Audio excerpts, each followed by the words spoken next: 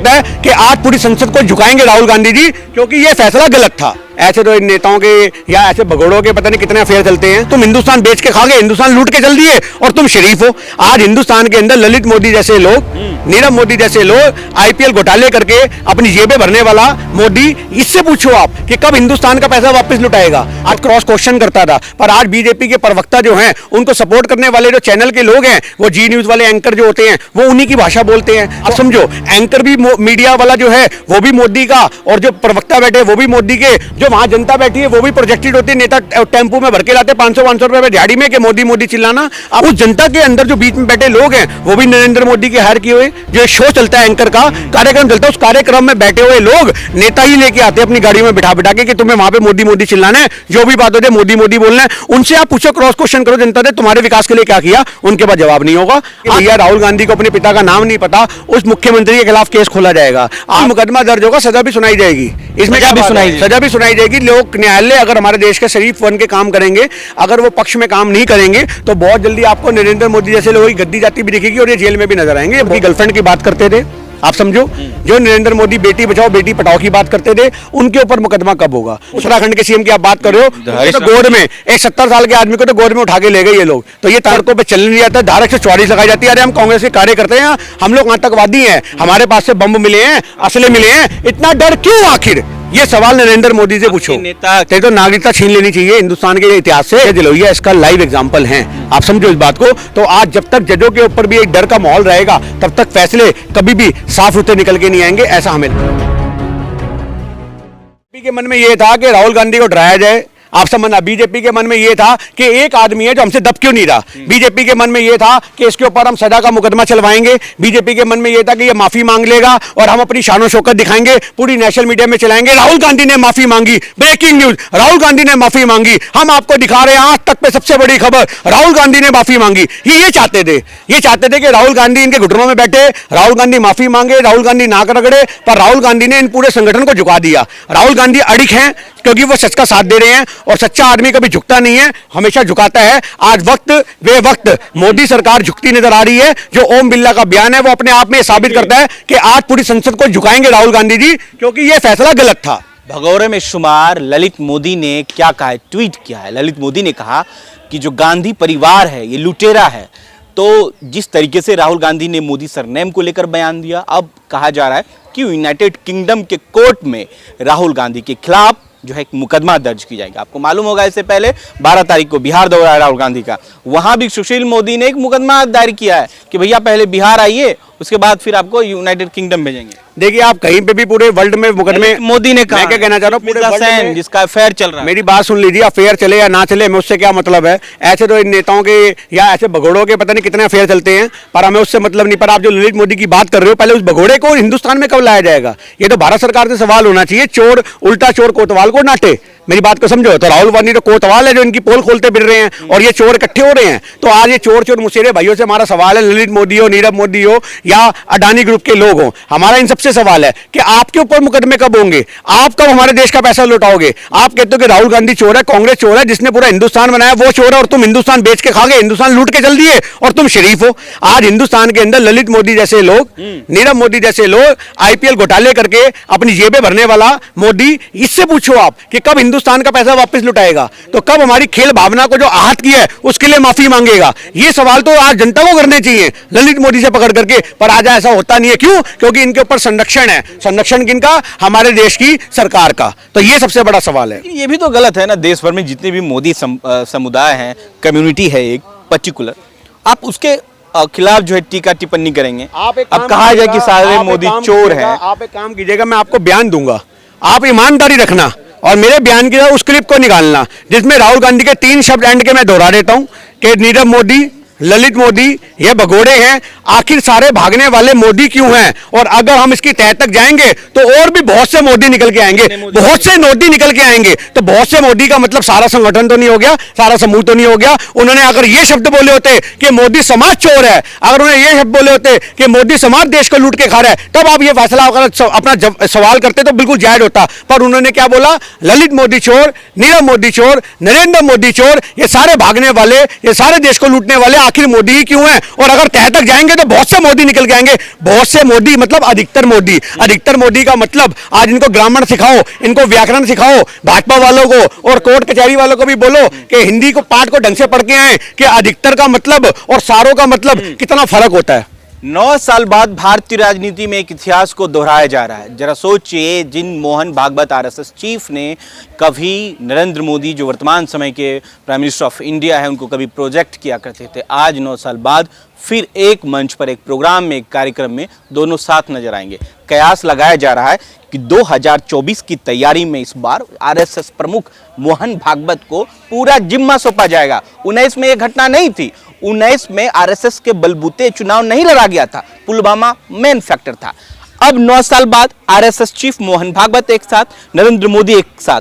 अब तक कहा जा रहा था कि आप ही के लोग कह रहे थे कि दोनों में बन नहीं पा रहा है, फिर अचानक एक साथ कैसे आ गए? देखिए, सबसे बड़ा फैसला इसका तो आपको पता होगा कि राम मंदिर है।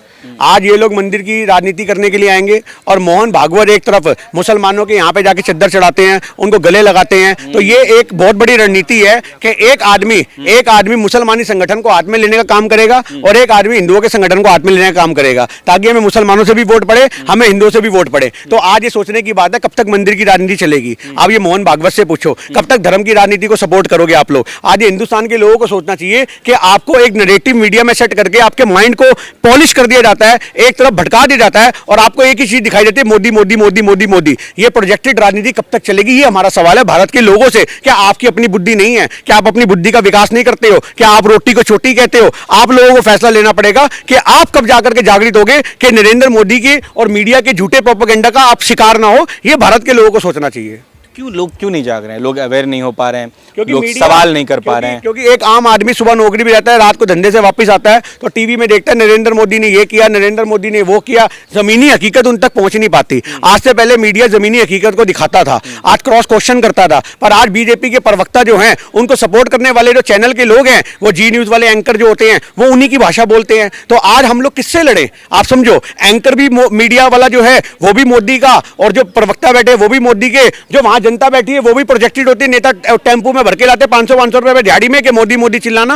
आप समझो हम किससे लड़े? आप ये बताओ, हम जनता की बात नहीं कर रहे। उस जनता के अंदर जो बीच में बैठे लोग हैं वो भी नरेंद्र मोदी के हायर किए हुए, जो शो चलता है एंकर का कार्यक्रम चलता है, उस कार्यक्रम में बैठे हुए लोग नेता ही लेके आते हैं अपनी गाड़ी में बिठा बिठा के कि तुम्हें वहां पे मोदी मोदी चिल्लाना है, जो भी बात होती है मोदी मोदी बोलना है। उनसे आप पूछो, क्रॉस क्वेश्चन करो, जनता ने तुम्हारे विकास के लिए क्या किया, उनके पास जवाब नहीं होगा। आज धर्म की राजनीति, झूठ की राजनीति कब तक बुलंद रहेगी? ये हिंदुस्तान की जड़ों को कमजोर कर रही राजनीति, ये भ्रम की राजनीति से हिंदुस्तान तबाह हो रहा है। ये जनता को सोचने की बात है, चिंता का विषय है।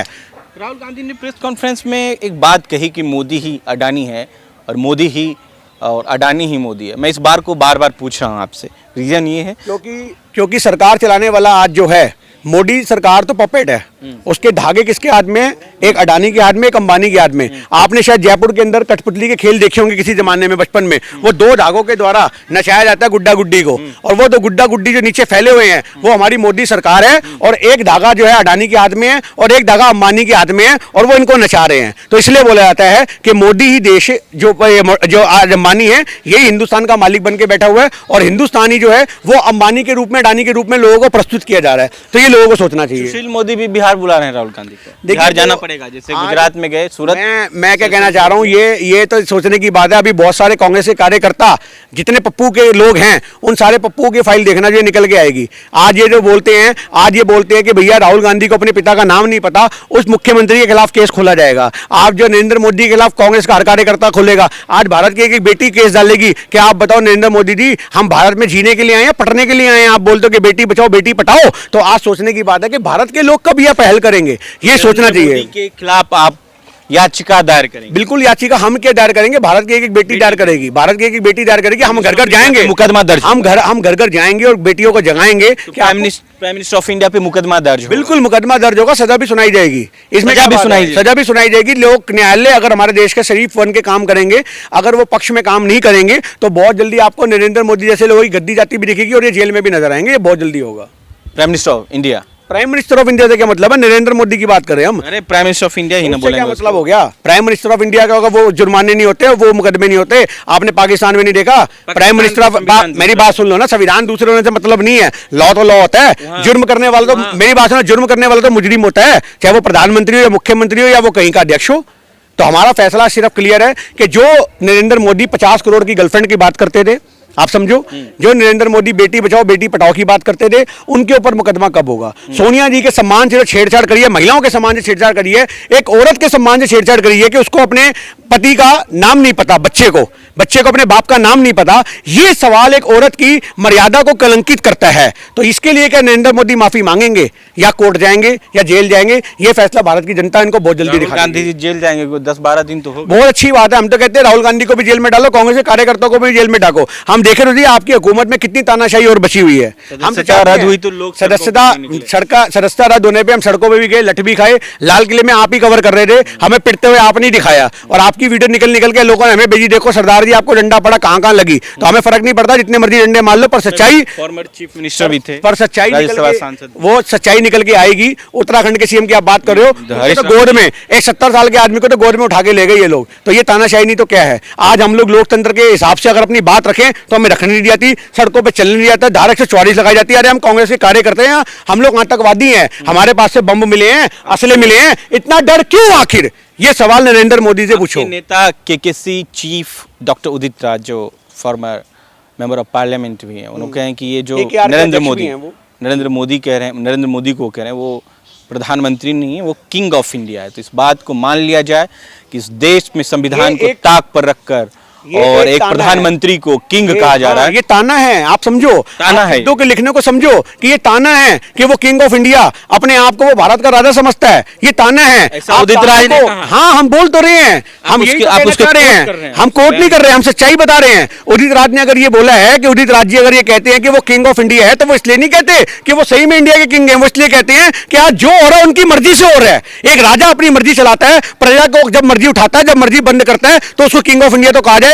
जब न्यायालय खत्म हो जाएंगे, जब कोर्ट कचहरी के फैसले अपने हिसाब से आएंगे, तो किंग ऑफ इंडिया वही हुआ। सेशन कोर्ट ने राहुल गांधी को 2 साल की सजा सुनाई, वो तो मोदी जी ने नहीं, तो कोर्ट का निर्णय है ना, तो आपको सम्मान करना आज तक पूरे हिंदुस्तान का सम्मान करते हैं। आज पूरे हिंदुस्तान में कोर्ट का सम्मान हम तब करते हैं कि इतिहास के अंदर कभी ऐसी मानहानि के दावों के अंदर 2 साल की सजा सुनाई जाती। ये तो एक षड्यंत्र है यार, मेरी बात समझो। ये तो हर आदमी को समझ आना चाहिए, क्योंकि 2 साल से एक दिन भी कम होता तो उनकी सदस्यता रद्द हो सकती थी। क्योंकि आर्टिकल 103 क्या कहता है? आर्टिकल 103 ये कहता है, हमारे देश का कॉन्स्टिट्यूशन ये कहता है कि एक आदमी को अगर आप लोकसभा सदस्य से हटा रहे हो तो उसके ऊपर 2 साल का मुकदमा, जेल होनी चाहिए। तो वो 2 साल की उनके लिए जेल सुनाई गई। और उसके बाद आर्टिकल 103 क्या कहता है, वो भी सुनिए आप, दर्शकों को सुनाइए। आर्टिकल 103 ये कहता है कि राष्ट्रपति के पास भेजा जाता है, आज समझो, नोटिस इशू होता है जिसको हटाया जा रहा है। उसके पास ना नोटिस आया राहुल गांधी जी के पास, ना राष्ट्रपति के पास मुहिम भेजी गई कि हम इसको हटा रहे हैं, ना चुनाव आयोग से सलाह ली गई। आप समझो, ये पूरा प्रोपेगेंडा ही तो है, फिर और क्या है? तो ये षड्यंत्र का हिस्सा राहुल गांधी को बनाया गया। बहुत जल्द भारत की जनता इसको जवाब देगी, हम जवाब नहीं देंगे। भगौरे में शुमार जो ललित मोदी ने कहा कि गांधी लुटेरा है, बहुत वर्षों से लूट रहा है, इसको भी तो आपको थोड़ा देखना चाहिए। फिर उसको ये बोलो कि तू गांधी से लूटने आया था क्या? लूट के तो तू भागे, गांधी तो अपने देश में बैठे हैं। अगर तेरे को लगता है गांधी मतलब राहुल गांधी, हाँ, अगर उसने देश में कोई लूटर साबित करके दिखाओ। तेरे खिलाफ तो मुकदमे भी हैं, तू तो चोर है, भगोड़ा है, देश छोड़ के भाग गया, तेरे तो नागरिकता छीन लेनी चाहिए हिंदुस्तान के इतिहास से। यूएई में बैठे हैं विनोद अडानी। अब सोचिए कि एक तरफ पाकिस्तान के army chief, farmer army chief, ISI के चीफ जो है पाशा, वो भी यूएई में बैठे हैं। अनुमान लगाया जा रहा है, लोग कह रहे हैं कि जो पैसा है 20,000 करोड़, हालांकि ये आंकड़ा सार्वजनिक आंकड़ा है, जो खड़गे जी ने या अन्य कांग्रेस आलाकमान ने ट्वीट किया या डायरेक्ट किया है। लेकिन एक प्रकाश अंबेडकर साहब हैं, सोशल एक्टिविस्ट, उन्होंने कहा ये 20 करोड़ का मामला ना होकर 80 करोड़ का मामला है। तो क्या ये 80 करोड़ यूएई में है, जहां देश के तमाम दिग्गज जो भाग भाग के जाते हैं यूएई में बैठते हैं? कानून ही ऐसा है कि कोई कुछ कर नहीं सकता। विनोद अडानी जी यूएई में बैठे हैं, उसको कैसे देखें? देखिए, हम तो एक छोटी सी बात जानते हैं। लोगों ने, आप ही के नेताओं ने कहा कि ये अडानी का भी पैसा है, आईएसआई का भी पैसा उसमें लगा है। समझ एक नहीं छोटी आ रहा सी बात एक छोटी क्या सी बात है, जांच से पता लगेगा ना 20,000 करोड़ है या 80,000 करोड़ है। नहीं, मैं जांच यूएई नहीं की बात होती। कर रहा हूँ। मैं वही कहना चाह रहा हूँ, जांच होगी तो पता लगेगा। किसी ने भी अगर ये बात बोली है तो उसको जांच करो ना, पता लगे ना, उसके शब्दों की जांच की जानी चाहिए। वो जांच क्यों नहीं होती है? हम कब से जेपीसी की मांग कर रहे हैं कि जेपीसी का गठन किया जाए, क्योंकि जेपीसी के गठन से बहुत सी चीजें, दूध का दूध पानी का पानी होगा, पर ना वो गठन होगा, ना अडानी पकड़े जाएंगे, ना अंबानी पकड़े जाएंगे, ना मोदी पकड़े जाएंगे। सुशील मोदी ने कहा सुप्रीम कोर्ट में है, कोर्ट फैसला करेगी, जेपीसी जेपीसी काय कर रहे हो? आप मेरी बात छोटी सी समझ लेना, सुप्रीम कोर्ट हो या हाई कोर्ट हो, मेरी बात सुन लो, हाई कोर्ट हो सुप्रीम कोर्ट हो, आज सही मायने में आज हमारे देश की कलम के ऊपर बंदूक का पहरा है। आप इस चीज को समझो। ये बात हम नहीं कहते, ये राकेश टिकैत साहब भी बोलते थे कि आज कलम के ऊपर बंदूक का पहरा है। आज जजों को भी डर है, क्योंकि हमने ऐसे बहुत से वाक्य सुने हैं और देखे हैं। जज लोहिया इसका लाइव एग्जाम्पल हैं। आप समझो इस बात को। तो आज जब तक जजों के ऊपर भी एक डर का माहौल रहेगा, तब तक फैसले कभी भी साफ सुथरे निकल के नहीं आएंगे, ऐसा हमें लगता है। शुक्रिया गिन्नी शाही जी। देखिए, कांग्रेस पार्टी के वर्कर्स हैं गिन्नी शाही, अपनी राय रखिए। अगर आपको ये पसंद आए तो इसमें कमेंट जरूर कीजिए, अपनी प्रतिक्रिया जरूर रखिए। शुक्रिया।